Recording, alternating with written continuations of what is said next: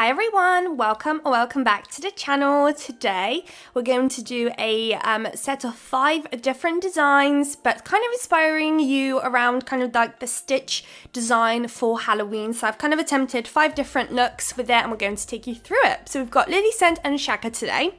Shaka's going to be our nude, Lily Scent is our light purple. So I went for a very purpley shade. I do love a purple during Halloween. We also have Monday Blues and Bluebell. So I went for kind of like a bluey undertone purples. I guess you could argue it's maybe a bluey set. I don't know. I was kind of going for more of a purple set. But yeah, last year I did a couple purple sets and I did do a different kind of shade of purple, like the proper kind of more pinky, I guess.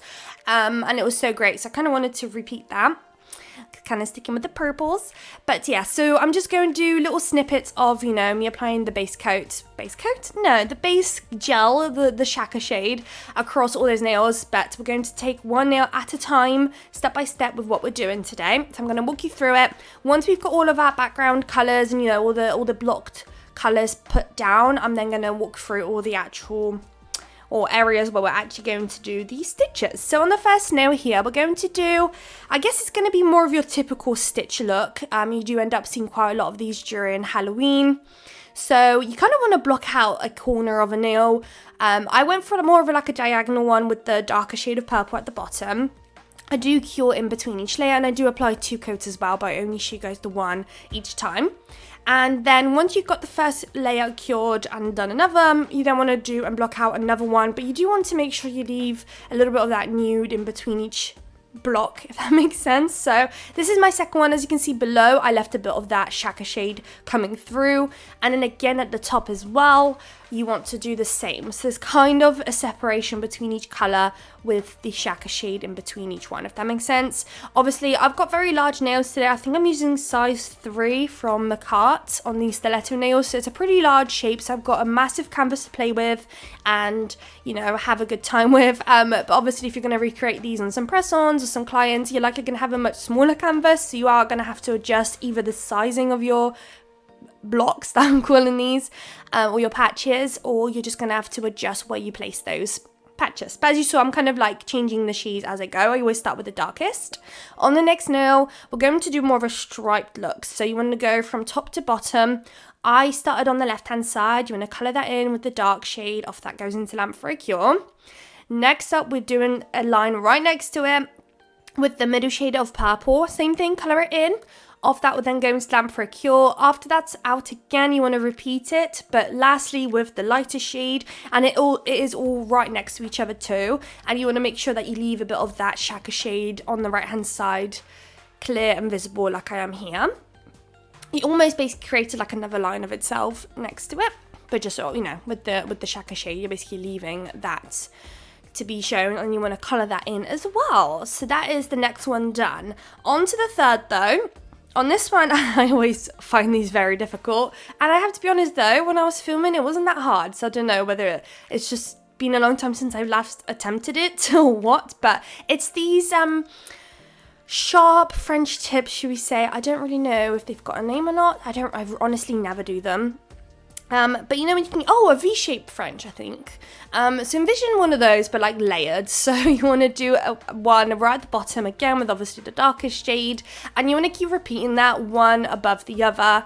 Obviously changing in shade basically. So this was our first darkest shade, and then above it you want to repeat and do it with the lightest. Even though it wasn't that hard to do, it was still a bit of a challenge because you are trying to make sure that that triangle stays, or that pointed part stays in the middle as much as possible, obviously, and then you also want to make sure that the thickness of each stroke and like each V-shaped French, I guess, is the same thickness as well. So it may sound like a simple thing, but I always struggle with that for some reason. Maintaining the same thickness of a brush line always seems to be a bit of a pain for me, and I don't know whether it's because I've got this one favourite brush and I never change it, and maybe I just need to explore, you know, using, because obviously there's a purpose for each brush, but I seem to just try and make one brush work for everything, and I maybe should try and, you know, use other brushes and use them how they're meant to be used. Maybe my life would be a bit easier. But yeah, so this is the final one now. when it comes to the shades. Right, on to the next one though. Envision triangles, but you've got the triangles like on the left hand side there.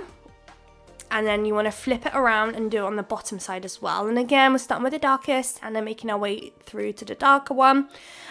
So I think out of all of them, I feel like that one's probably my least favorite. It's kind of given least stitch vibe. I think all 4 of the rest are pretty cool and they could be really, really cool accent nails. This one, I'm not mad at it though. I still like all of them, but there's always going to have to be that one that you obviously like the least. And this is probably the one. And also kind of took the longest too. And whenever there's a pointy corner again, it's just a pain for me to do. So trying to maintain the same thickness of a brush, you know, the lines, and trying to make the corner of the top bit of the triangle pointy was a bit of a pain too. For you guys, it looks like I did it super fast. The footage cut up and sped up, but really it took a little bit of you know, trial and error, fixing up here and there and everywhere. But once that one's done, that will go into that for a cure. But last and not least, on the 5th nail, it's going to be a French tip patch nail, which again you're going to find quite a lot of. So out of all 5 of those nails, the first one we worked on and then the French tip one that we're going to do in the moment are going to be probably your most popular, most used design for Halloween. I always see them every year and absolutely I see why. They're absolutely stunning and they scream Halloween, and they're very beautiful. They really, really are. So those are probably going to be your most go-to ones as well. If you wanted to recreate or learn how to do them, then those 2 are going to be your go-to probably. Unless you fell in love with the other designs, hopefully. Or at least I sparked some ideas on how you can kind of play about with the stitch look. So here we go with the French tip. So of course, I'm going to start off outlining the French tip and actually doing the French tip. So I decided to go in with the lighter shade this time, rather than the darkest, and then do the patches with the darkest shade. I just thought the darker shade is going to obviously pop more on the lighter French tip, and I felt like it'd be a bit more harder to get nice opaque colour of the light patches on top of a really dark French tip. So that was kind of the thought process behind why I'm doing the lighter shade of French tip today. But here it is. The colours are gorgeous, and it honestly, like, you just literally one coat of that. It's crazy how light it is and how much of a one coater you can get away with this. Is crazy. And then you want to do the patches, and if you're pretty confident with your French tips, then this nail is probably going to be the absolute most easiest for you. You're basically doing like 2 squares, one above, one below. So above one is the darker purple I went in for, and then the one below, which is going to be, so that this one is top like left hand side, and then the next box is going to be bottom right hand side with the lighter shade of purple. Here it is. Obviously, cure in between, do another coat if necessary, and then that'll be it. After that one is done, everything's ready to go. So we just need to matte top coat the whole set, which it is here now. And right now, it looks pretty bare, very boring, and this is where the magic is going to happen. So I've got some of my Madame Glam Nail Art Gel. This one is in the shade black, of course, and this cures tack-free glossy on top of obviously anything you want to do. So this works perfectly for Halloween. And obviously the patch look and the stitches. So this is also my least favorite part, outlining things. Very bad at it. Again, maintaining that line thickness, absolute nightmare for me. I'm still working on it.